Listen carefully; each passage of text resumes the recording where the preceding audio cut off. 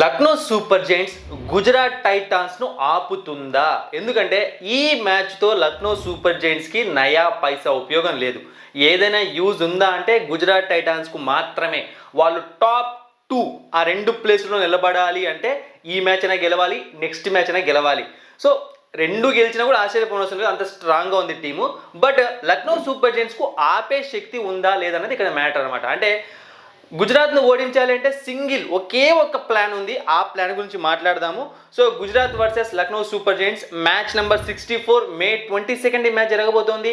Venue చూసాము అంటే Narendra Modi stadium. So ఇక టైం చూసామంటే 7:30 PM ఇండియన్ టైమింగ్స్ ప్రకారం. సో నరేంద్ర మోదీ స్టేడియం అంటేనే శుభ్మన్ గిల్ శివ తాండవం చేస్తాడనమాట. తనకు అచ్చొచ్చిన గ్రౌండ్, ఆ గ్రౌండ్లో తనకు ఖచ్చితంగా మినిమం స్కోర్ చేస్తూ ఉంటాడు. ఫెయిల్ అయిన సందర్భాలు చాలా తక్కువ. అది ఐపీఎల్ మాత్రమే కాదు, ఫార్మాట్తో సంబంధం లేకుండా ఇంటర్నేషనల్ క్రికెట్లో కూడా ఆడుతూ ఉంటాడు.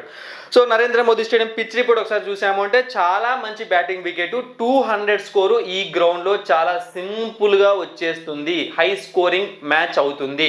ఒకవేళ గుజరాత్ టైటాన్స్ పిచ్ని ఏమైనా మారిస్తే, ఎందుకంటే ఇప్పటివరకు ఈ 2025 ఐపీఎల్లో ఇక్కడ ప్రతి మ్యాచ్ కూడా ఒక రన్ ఫీస్ట్ లాగే జరిగిందనమాట. బౌలింగ్ విషయానికి వచ్చామంటే ఫాస్ట్ బౌలర్స్కి ఫ్రమ్ బాల్ 1 నుంచి బాల్ లాస్ట్ వరకు కూడా హెల్ప్ అయితే ఉంటుంది, అది ఏదో విధంగా. సో బౌన్స్ పరంగా కావచ్చు, స్పిన్ పరంగా కావచ్చు. ఇక స్పిన్నర్స్కి అయితే మాత్రం గేమ్లో ఖచ్చితంగా వస్తారు, మిడిల్ ఓవర్స్లో ఖచ్చితంగా వికెట్స్ కూడా తీసుకుంటూ ఉంటారు. సో చాలా మంచి కాంపిటేటివ్ వికెట్ అనమాట. బ్యాటింగ్ చేయొచ్చు, ఫాస్ట్ బౌలర్స్ వికెట్స్ తీసుకోవచ్చు, స్పిన్ బౌలర్స్ వికెట్ తీసుకోవచ్చు. సో గేమ్ అనేది ఒక ఓవర్లో టర్న్ చేస్తుంది ఏ వైపుకైనా సరే, అలాంటి పిచ్ ఇది. సో డ్యూ చూసామంటే డ్యూ ఖచ్చితంగా ఉంటుంది అనమాట. చేజింగ్ తీసుకోవడం బెటర్, డ్యూ ఉన్నా లేకున్నా చేజింగ్ తీసుకోవడం బెటర్. దానికి ఒక కారణం చెప్తాను చూడండి. ఈ గ్రౌండ్లో చేజింగ్ అనేది చాలా అంటే టాలెంట్ ఉన్న బ్యాట్స్మెన్స్కి చాలా సింపుల్ అనమాట. ఎందుకు అంటే గ్రౌండ్ చాలా పెద్దగా ఉంటుంది కాబట్టి డబల్స్, సింగిల్స్ కన్వర్ట్ చేసుకుంటూ చాలా అపోజిషన్ పైన ప్రెజర్ పెడుతూ మ్యాచెస్ని గెలిపించుకునే అవకాశం ఉంటుంది.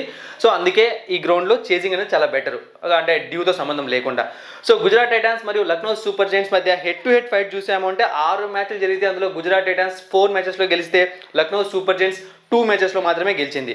సో గుజరాత్ టైటాన్స్ ప్లేయింగ్ 11 వీళ్ళు ఏ చేంజెస్ చేయాల్సిన అవసరం లేదు వీళ్ళకి, అంటే ప్లే ఆఫ్స్ వెళ్ళే వరకు. ఎందుకు అంటే అంటే ప్లే ఆఫ్స్ మ్యాచెస్ జరిగే వరకు, ప్లే ఆఫ్స్కి వెళ్ళే వరకు కాదు.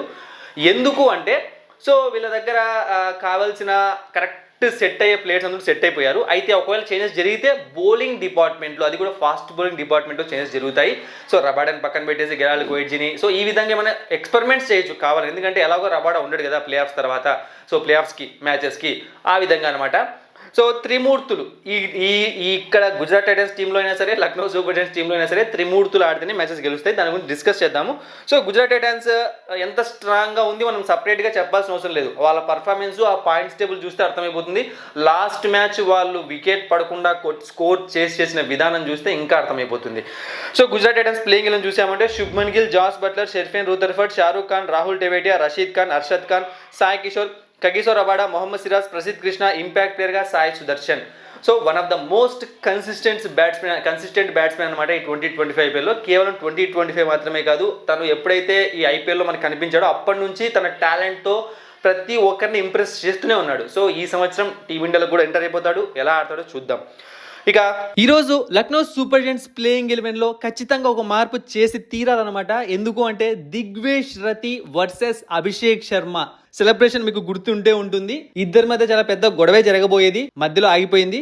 సో ఆ కారణంగా దిగ్వేష్ రతికి 50% మ్యాచ్ ఫీజులో ఫైన్ పడింది. అలాగే అగైనెస్ట్ గుజరాత్ మ్యాచ్ కి సస్పెండ్ చేశారు. మరి దిగ్వేష్ రతి లేకుంటే టీంలోకి ఎవరు వస్తారు? సో 2 ఆప్షన్స్ ఉన్నాయి ఇక్కడ, షహబాజ్ అహ్మద్ లేదా మణిమరన్ సిద్ధార్థ్. ఈ ఇద్దరిలో ఎవరో ఒకరు టీంలోకి వచ్చే అవకాశం ఉంటుంది. లాస్ట్ మ్యాచ్ లో నాకు ఒక సర్ప్రైజింగ్ ఎలిమెంట్ ఏంటి అంటే శార్దుల్ ఠాకూర్ ని ఇంపాక్ట్ ప్లేయర్ గా యూజ్ చేయడం. అంటే శార్దుల్ ఠాకూర్ని ఎందుకు యూజ్ చేస్తారు? ఆ పిచ్చికి శార్దుల్ ఠాకూర్కి అవసరం లేదు. సో అక్కడ ఏమన్నా షహబాజ్ అహ్మద్ ట్రై చేసి ఉంటే బాగుండేదేమో బౌలింగ్ పరంగా. అండ్ ఇంకొకటి ఏంటంటే మీరు బాగా గమనించారంటే శార్దుల్ ఠాకూర్ స్టార్టింగ్లో వచ్చినప్పుడు పట్టా వికెట్స్ తీసాడు, కానీ తర్వాత తీయట్లేదు. ఎందుకు అంటే శార్దుల్ ఠాకూర్ వేరియేషన్స్ అన్నవి అర్థమైపోయాయి. సో మనోడు ఇంకా కొంచెం కొత్తగా ట్రై చేయాలి వికెట్స్ తీయాలంటే. So away same type of balls వేస్తుంటే ఏమంటారు ప్రెడిక్ట్ చేసేస్తున్నారు బ్యాట్స్మెన్స్. కాబట్టి కొత్త వాళ్ళని ట్రై చేస్తే బెటర్ అనమాట. ఇక ఇంకొకటి ఏంటంటే నికోలస్ పురాన్ బేసిక్గా మీరు చూసారంటే లాస్ట్ 6 మ్యాచెస్ నుంచి ఈవెన్ లాస్ట్ మ్యాచ్లో తను ఒక మంచి స్కోర్ చేసినప్పటికీ కూడా మనకు నార్మల్ నికోలస్ పురాన్ అయితే కనిపించట్లేదు, ఆ భారీ hitting Nicholas Pooran. So starting 5 matches 6 matches ఆడిన నికోలస్ పురాన్ వేరు, ఆ తర్వాత ఆడిన నికోలస్ పురాన్ వేరు. ఎందుకంటే తన వీక్ పాయింట్ అర్థమైపోయింది. దాంతో అసలు తనని కనీసం షాట్స్ కూడా ట్రై చేయకుండా బౌలింగ్ చేస్తున్నారు అనమాట, అది జరుగుతుంది. ఇక మిచెల్ మార్ష్ ఫామ్లో ఉన్నాడు, ఎడెన్ మార్క్రమ్ ఫామ్లో ఉన్నాడు, ఇక్కడ కూడా త్రిమూర్తులు అనమాట. దీని గురించి మాట్లాడదాము. సో వీళ్ళ ప్లేయింగ్ ఎలెవన్లో ఏ చేంజెస్ జరిగే అవకాశం కనిపించట్లేదు. Same playing eleven, LSG playing eleven Mitchell Marsh, Aiden Markram, Nicholas Pooran, Rishabh Pant, Ayush Badoni, Abdul Samad, Akash Deep, Avesh Khan, Ravi Bishnoi, Manimaran Siddharth, William O'Rourke, impact player గా శార్దుల్ ఠాకూర్. సో ఈ విధంగా ఎల్ఎస్జీ ప్లేయింగ్ లో ఉండే అవకాశం ఉంది.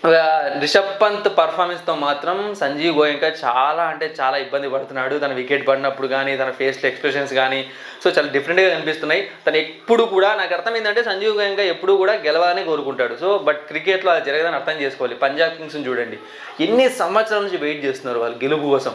సో ఈ సంవత్సరం వాళ్ళు ప్లేఆఫ్స్ కు క్వాలిఫై అయ్యారు ఆఫ్టర్ 11 years. సో అన్ని క్రికెట్లో అన్ని అనుకున్నట్టు జరగవు అనమాట. ఎందుకంటే క్రికెట్ ఒక డిఫరెంట్ గేమ్. క్రికెట్ అని చెప్పట్లేదు, స్పోర్ట్ ఏదైనా సరే. సో ప్లేయర్స్ పర్ఫార్మెన్స్ మాత్రమే కాకుండా లక్ కూడా డిపెండ్ అయి ఉంటుంది, ఆ టైంకి కెప్టెన్ తీసుకునే డెసిషన్స్ డిపెండ్ అయి ఉంటుంది, ఆ టైంకి వెదర్ రిపోర్ట్ డిపెండ్ అయి ఉంటుంది. సో ఇన్ని కారణాలతో ఉంటుంది అనమాట. సంజీవ్ గోయంకా ఫస్ట్ ఇది తెలుసుకోవాలి, అంత తొందరగా ప్లేయర్స్ని జడ్జ్ చేయకూడదు. సో ఒకప్పుడు కేఎల్ రాహుల్ అలాగే జడ్జ్ చేశాడు. ఇప్పుడు నాకు తెలిసి బయట చూపించట్లేదు కానీ లోపల జరుగుతున్నాయి మన డిస్కషన్స్. రిషబ్ పంత్ కూడా అలాగే జడ్జ్ చేస్తున్నట్టే ఉన్నాడు తను చూస్తూ ఉంటే. సో ఆ ఎక్స్ప్రెషన్స్ మారిపోతున్నాయి, మారాలి. సో ఇప్పుడు త్రిమూర్తుల గురించి మాట్లాడదాం. ఈ సైడ్ త్రిమూర్తులు ఎవరు? Shubman Gill, Sai Sudharsan, Jos Buttler. ఈ సైడ్ త్రిమూర్తులు Mitchell Marsh, Nicholas Pooran, Aiden Markram. So ఈ ముగ్గురికి అంటే ఇక్కడ ముగ్గురికి ఉన్న చిన్న తేడా ఏంటి అంటే ఇక్కడ ఈ ముగ్గురులో ఇద్దరు లేదా ముగ్గురు ఖచ్చితంగా ఆడి తీరతారు, డౌటే లేదు ప్రతి మ్యాచ్లో. మీకు చూడగలిసిందే. ఇక ఇక్కడ ముగ్గురికి వచ్చాము అంటే ఆడితే ఇద్దరు ఆడతారు, లేకుంటే ఒకరు ఆడతారు. సో అట్లా కన్సిస్టెన్సీ లేకపోవడం ఈ ముగ్గురిని ఇబ్బంది పెడుతుంది. స్టార్టింగ్లో వీళ్ళు కూడా మ్యాచెస్ గెలిచింది ఈ ముగ్గురు వల్లే. బట్ ఇక్కడ వీళ్ళు అలాగే కంటిన్యూ చేస్తున్నారు, ఇక్కడ వీళ్ళేమో స్లో అయిపోయారు. సో ఇప్పుడు గుజరాత్ టైటాన్స్ని ఓడించాలి అంటే లక్నో సూపర్ జైంట్స్ దగ్గర ఉన్న ఒకే ఒక ప్లాన్ ఏంటి అంటే పవర్ ప్లేలో సాయి సుదర్శన్ వికెట్, శుభ్మన్ గిల్ వికెట్ తీయండి. ఖచ్చితంగా మ్యాచ్ 90% ఓడిపోతారు వాళ్ళు. అయితే మళ్ళీ చెప్పలేం, ఎందుకంటే ప్రెసెంట్ వాళ్ళు ఉన్న ఫామ్కి ఏం జరుగుతుందంటే జాస్ బట్లర్ కూడా ఆడచ్చు, సెంచరీ చేయొచ్చు. కానీ ఏమవుతుందంటే ఎప్పుడైతే పవర్ ప్లేలో 2 వికెట్స్ పడ్డాయి అనుకోండి, ఆటోమేటిక్గా జాస్ బట్లర్కి తెలుసు తర్వాత వాళ్ళ టీం వీక్గా ఉందని, వాళ్ళ స్ట్రెంత్ వాళ్ళకి తెలుసు. సో అప్పుడు ప్రెజర్ పడతాడు కాబట్టి తను కూడా ఒక 15 16 కొట్టి అవుట్ అయ్యే ఛాన్స్ ఉంటుంది. తర్వాత మిగతా బ్యాట్స్మెన్స్ని అవతలైన్ నుంచి వికెట్స్ తీసుకుంటూ వస్తే వాళ్ళని తక్కువ స్కోర్కి కట్టడి చేయొచ్చు. సో వాళ్ళు ఒకవేళ పెద్ద స్కోర్ చేశారంటే వాళ్ళ మీద గెలవడం చాలా కష్టం వాళ్ళకున్న బౌలింగ్ డిపార్ట్మెంట్కి. ఒక్కసారి మాత్రమే జరిగింది, అది రాజస్థాన్ రాయల్స్తో. ఆ రోజు వైభవ్ సూర్యవంశీ వాళ్ళు గెలిచారనమాట. సో ప్రతిసారి జరగకపోవచ్చు. కాబట్టి ఆ 2 వికెట్ తీయండి పవర్ ప్లేలో, ఖచ్చితంగా మ్యాచ్ ఏ టీం అయినా సరే గెలుస్తుంది, ఈవెన్ లక్నో సూపర్ జైంట్స్ అయినా సరే. సో ఒకవేళ ఇంకొకటి జరగాలి, ఏం తెలుసా? మిచెల్ మార్ష్ అండ్ అలాగే నికోలస్ పురాన్ దుమ్ము దులిపేయాలి, అప్పుడు కూడా గెలిచే ఛాన్స్ ఉంటుంది లక్నో సూపర్ జైంట్స్. అదనమాట గేమ్ ప్లాన్ అనేది. సో మ్యాచ్ ఎవరు గెలుస్తారు? సో ఆల్రెడీ వాళ్ళ ప్లాన్ చెప్పేశాను. నన్ను అడిగితే మాత్రం నరేంద్ర మోదీ స్టేడియంలో match, Shubman Gill captaincy, Shubman Gill performance బాగుంటుంది. ఇక్కడ వీళ్ళు ముగ్గురు ఫామ్లో ఉన్నారు, బౌలింగ్ డిపార్ట్మెంట్ స్ట్రాంగ్గా ఉంది. యాజ్ యూజువల్ గుజరాత్ టైటన్స్ ఈ మ్యాచ్ గెలవడానికి ఎక్కువ ఛాన్సెస్ ఉన్నాయన్నమాట, అందులో నాకైతే డౌట్ లేదు. సో ఛాన్సెస్ ఉన్నాయి, బట్ అలా అని చెప్పి లక్నో సూపర్ జైంట్స్ని తక్కువ అంచనా వేయకండి. సో ఈ మ్యాచ్ కొంచెం టఫ్గానే జరిగే ఛాన్స్ ఉంది, వన్ సైడ్ అయితే జరగకపోవచ్చు లాస్ట్ మ్యాచ్ జరిగినట్టుగా. బట్ ఎడ్జ్ అనేది గుజరాత్ టైటన్స్ తీసుకుంటుంది హోమ్ గ్రౌండ్ అడ్వాంటేజ్తో. ఇదన్నమాట. Thank you for watching and support. మరిన్ని ఇంట్రెస్టింగ్ వీడియోస్ కోసం సబ్స్క్రైబ్ చేయడం మర్చిపోకండి.